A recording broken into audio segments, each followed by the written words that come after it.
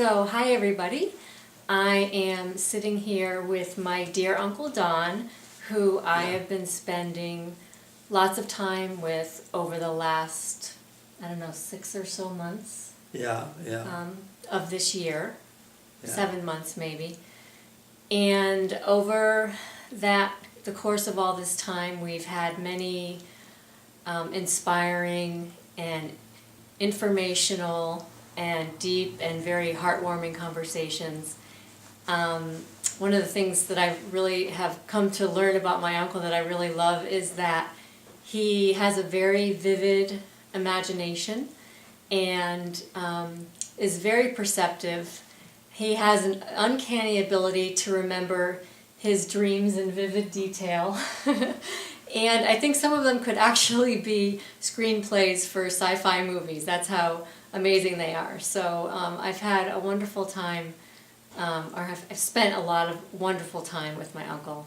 And I thought it would be a nice idea for him to share some of his wisdom with everyone here that he's shared with me over the last several months as well. So that's what we're here to do today. So I just want to say thank you very much, Uncle Don, You're welcome. for being here with me. And thank you for coming. and for the last many, many months of company that I've had with you. It's just been, it's been a gift, I think, to be able to share this time for with you. both of us. Yeah, for both of us. I'm grateful that we've been able to, that I've had this opportunity to spend this time with you. Yeah. So anyway, I thought one of the first questions that I would ask is if you could maybe share some of your most fond memories that you can think of while you were growing up for everybody here. Of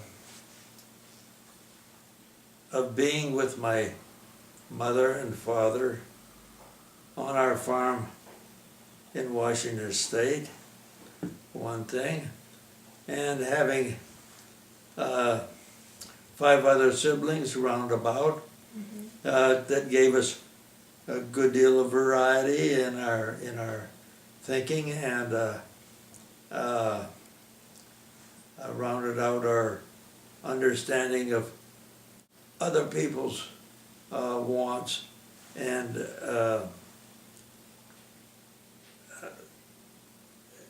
needs as we went along. It has taken years for me to evaluate portions and pieces of that part of my life, but it was very, very enjoyable, and something that I could take with me the rest of as I grew up and as I matured. So back, maybe your answer might be very similar, but can you tell us who some of your most positive influences have been in your lifetime in terms of people in your life? Oh. Well, of course, that does go back to my parents, but above and beyond that, there are various people that I had met that taught me lessons that I needed to learn about respect for other people's families and for their situations in their lives, and I learned as I went along to put myself often in somebody else's shoes.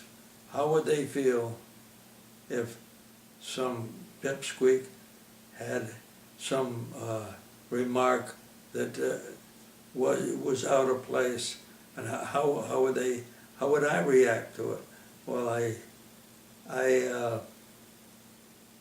there were people as early as when I started getting my working papers, etc., at 16, and working on tugs, and around that situation, that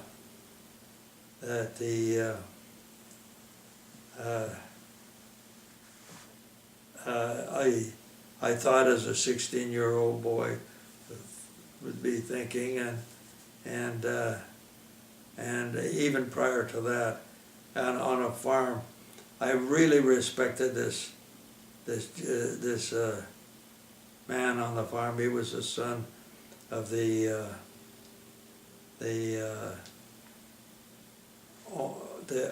owner's wife, and he had been a logger, and he had a shop where he would sharpen saws and things like this, and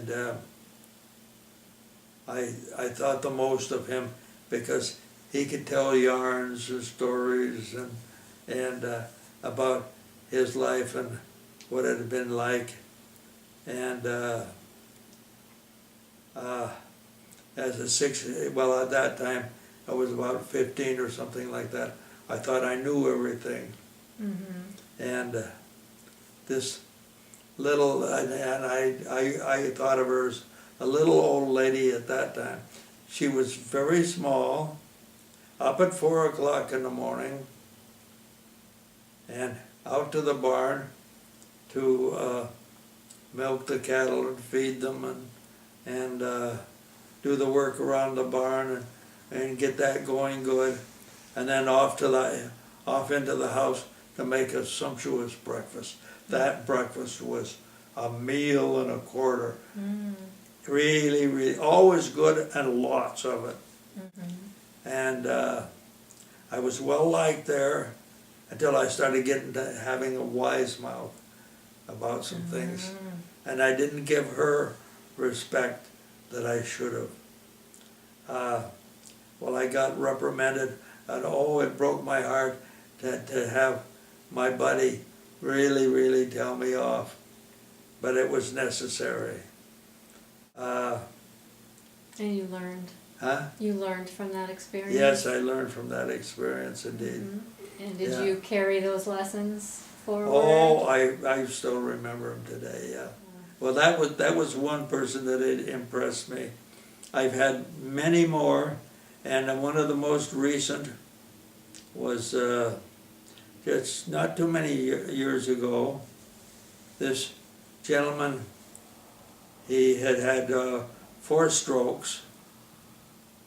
He had this little old red car, and he had a heart of gold.